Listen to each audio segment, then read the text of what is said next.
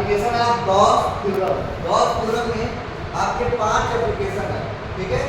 इसमें आपका first application जो है वो है electric field due to infinite long uniformly charge wire. Means एक वायर है वो क्या है, यूनिफॉर्मली चार्ज, ठीक है। और ये वायर का क्या है, वो क्या है, इनफाइनाइटली, राइट। और ये यूनिफॉर्मली डिस्ट्रीब्यूटेड है जो चार्ज। अब इस चार्ज की वजह से इसके अराउंड एक इलेक्ट्रिक फील्ड जनरेट हो गया है। जैसे मान लीजिए कि यही ये क्या है, रॉड है, ठीक है, और ये क्या है, पॉजिटिव। तो अगर ये पॉजिटिव है तो इसके अराउंड पॉजिटिव है तो फील्ड लाइन क्या होगा, इससे बाहर की तरफ निकलेगा, तो इसके अराउंड में क्या हुआ, एक फील्ड जनरेट हो गया। तो यहाँ से हम r मीटर के डिस्टेंस पर एक क्या कर दिए, गॉसियन सरफेस ड्रा कर दिए। ये क्या है, इमेजिनरी कॉन्सेप्ट है। ये हमने r मीटर के डिस्टेंस पर एक क्या किया है, गॉसियन सरफेस ड्रा किया है। इसके अराउंड अगर ड्रा करेंगे तो ये एक सिलेंडर के फॉर्म में बन जाएगा, राइट। और उसके एक पॉइंट P पर हम क्या करेंगे, इलेक्ट्रिक फ्लक्स निकालेंगे, राइट। अब ये पॉजिटिव चार्ज है तो क्या होगा, इलेक्ट्रिक फील्ड लाइंस बाहर की तरफ होगी।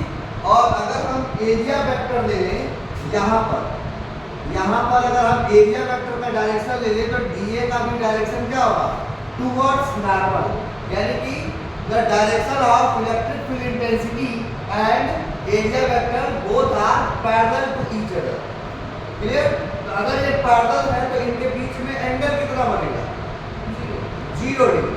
तो 0 डिग्री बनेगा। तो अगर हम बात करें इलेक्ट्रिक फ्लक्स का डेफिनेशन मैथमेटिकली जो क्या था, scalar product of electric field intensity and area vector. Means by the definition of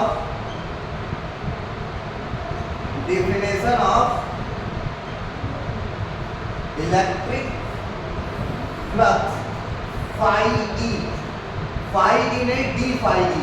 क्यों d phi e, d phi क्यों, बोलो बताइए, d phi क्यों करेंगे, क्योंकि हम एक एलिमेंट का निकाल रहे हैं, ठीक है। एक छोटे से एलिमेंट का निकाल रहे हैं तो हम इसी का निकालेंगे और इसका एरिया भी छोटा है। अब हम ये निकाल करके इसी को इंटीग्रेट कर देंगे। इंटीग्रेट कैसे होगा, क्लोज इंटीग्रल होगा, क्योंकि सरफेस क्या है, क्लोज। इसको सिलेंडर के फॉर्म में क्या है, गॉसियन सरफेस ड्रा करेंगे, ये क्या हो जाएगा, क्लोज हो जाएगा। तो इंटीग्रेशन भी कैसा इंटीग्रेशन होगा, क्लोज इंटीग्रेशन होगा।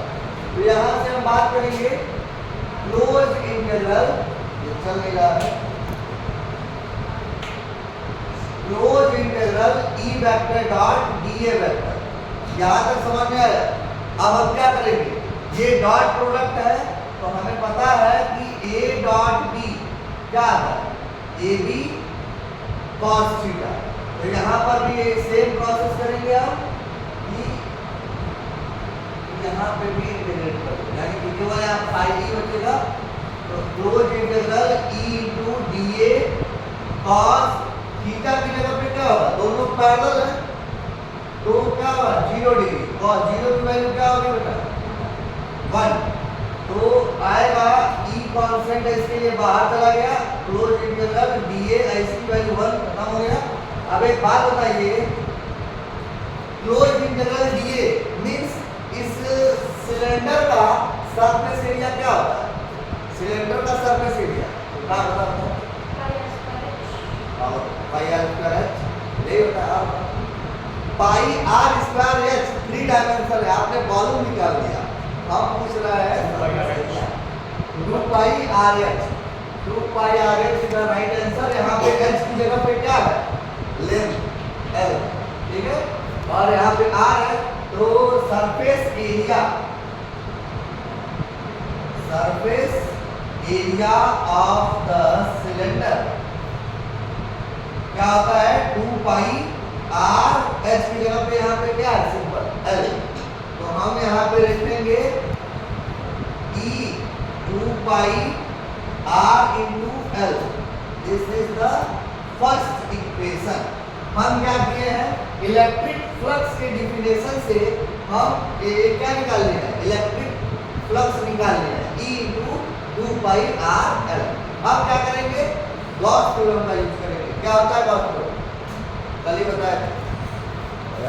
डिफिनेशन चाहिए मुझे, बताओ।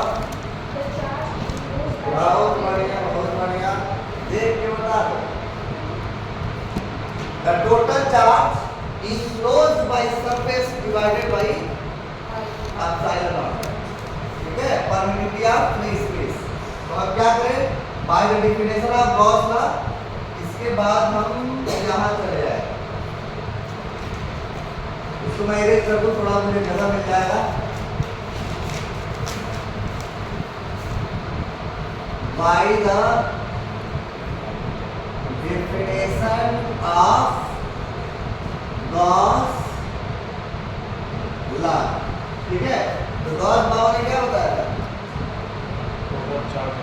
हाँ, यानी कि phi E is equal to q divided epsilon naught, यही है ना। बट एक बात का बेटा, हमें चार्ज पता कहाँ है? चार्ज पता है क्या? चार्ज नहीं पता है हमें, तो इसका लेंथ पता होगा क्योंकि हमने गॉसियन सर्कल पे ड्रा किया है। तो अगर लेंथ पता है तो हम क्या करेंगे, लीनियर चार्ज डेंसिटी का यूज करेंगे, राइट। तो लीनियर चार्ज डेंसिटी वो क्या है, लैम्डा। क्यों? क्योंकि एक एलिमेंट की डेंसिटी और पूरे सिलेंडर की डेंसिटी आपस में क्या होती है, इक्वल। जैसे एक औसन की डेंसिटी और उसी औसन के एक ड्रॉप की डेंसिटी आपस में क्या होती है, इक्वल। अरे समुद्र का पानी, अर्थ का डेंसिटी, अर्थ के एक मॉलिक्यूल की डेंसिटी आपस में क्या होती है, इक्वल, राइट। तो अगर हम बात करें डेंसिटी इक्वल टू क्या होगा, charge upon density equal to charge upon क्या होगा, लेंथ। क्योंकि हम किसका निकाल रहे हैं, रॉड की निकाल रहे हैं। तो charge density Q by L, right. तो हम इसका इसे मल्टीप्लाई कर दें, क्यू इक्वल टू क्या लगा, लैम्डा इनटू एल। ये चार्ज निकल गया। अब इस चार्ज को कहाँ पुट कर देंगे, इक्वेशन नंबर सेकंड। तो अब क्या करेंगे, from equation second phi E equal to क्या होगा, चलो बताओ। किस जगह पे क्या देंगे, इस हीट का क्या देंगे, lambda into L. Lambda into L by epsilon not, this is equation number third. हमारा काम हो गया। इक्वेशन थर्ड और फर्स्ट को ऑब्जर्व करिए। इक्वेशन थर्ड और इक्वेशन फर्स्ट, एक साइड इक्वल है पाई, दूसरा साइड इक्वल होगा। तो हम यहाँ पे क्या करेंगे, from equation first and second, sorry third, क्या करेंगे, एक साइड इक्वल है तो e 2 pi r l is equal to lambda l upon epsilon not. कुछ कैंसिल हो रहा है क्या, देखो यल से यल कैंसिल, क्या बचा, फाइनल आंसर आएगा ई। और यहाँ पे 2 पाई आर मल्टीप्लाई में इसको इधर ले लो, यानी कि lambda divided 2 pi epsilon naught into r, this is the final answer, right. यही है इलेक्ट्रिक फील्ड इंटेंसिटी। समझ गया? एट ए गिवन पॉइंट, किसी भी पॉइंट पे, मतलब आर डिस्टेंस वैरी करेगा। आर क्या है, वेरिएबल है, समझ गया। 2 कांस्टेंट है, पाई कांस्टेंट है, एप्सिलॉन कांस्टेंट है। अगर रॉड दिया है उसकी डेंसिटी दिया हुआ, ये भी कांस्टेंट है। आर क्या है, वेरिएबल है, वो आर वैरी करता रहेगा। इसको नोट कर दो।